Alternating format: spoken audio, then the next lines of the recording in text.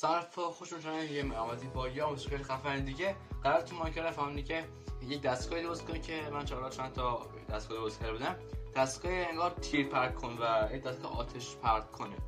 خیلی چیز خفن جالبه. برید سراغ این ویدیو قبلش لایک ویدیو بزنید، چرا حتما دنبال کنید و برید سراغ مشکل خفن. Let's go.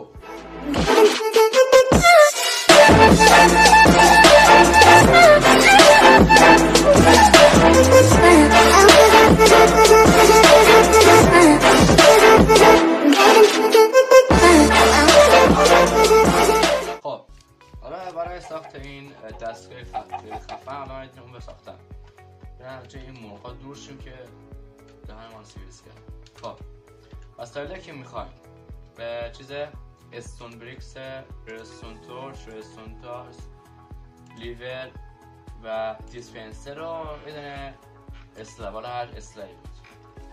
شما میاین این استون بریکس ها رو خب یه دونه اینجا میذارید، یه دونه اینجا میذارید و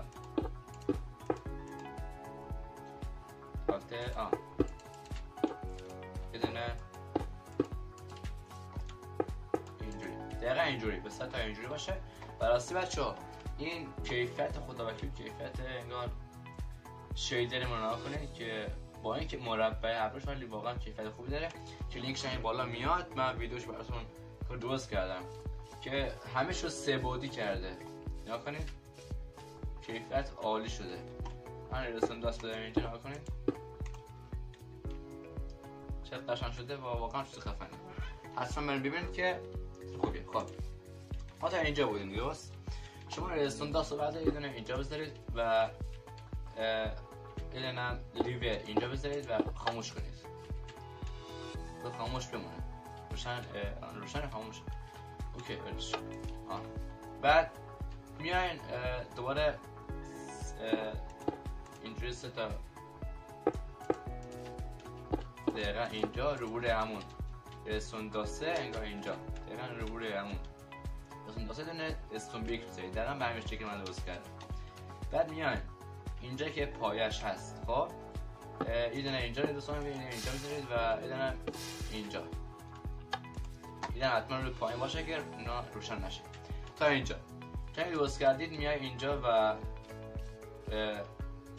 دیسپنسر میایید و یه دونه اینجا و یه دونه اینجا بذارید. خب اینجا خیلی مهمه. میایم توی هر کدوم از اینا رو حالا هر چند که خواستین من مثلا 3 تا میذارم. چی میذارید حالا؟ فایر چارج هم چیزی آتش دیگه. بله هر چند تا خواستید بذارید. حالا مثلا من 3 تا میذارم.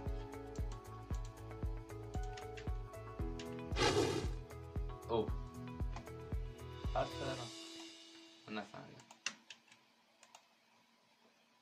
این از این و از آخر با اسلحه بر روی اینا رو ببندیم. حالا دقیقا به همین صورت دیگه بشه. بعد دقیقا به همین صورت که اینجا خواستید بذارید.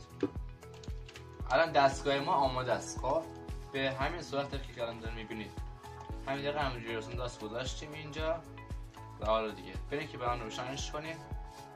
1 2 و واقعا چیز خفنی. نگاه تا کجا فقط میره تا بازی کم کرده میره همه جو میره. آتش هم هستن. راستی گرافیک بچه ها نکنه 3 بعدی کرده. نگاه نشون میده آتش رو یا هر چیز دیگه رو. و این دیگه میگن چقدر دور شدیم ازش تا هر جا که بتونه میره. نگاه کنید همه جو داره میره تا تموم شه. واقعا چیز خفنیه.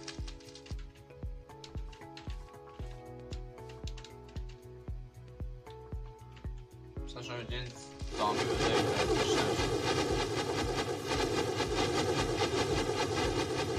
هنوز مانده. واقعا چیز خفن و جالب بود. بالاخره تموم شد. نه هنوز مانده. هنوز مانده که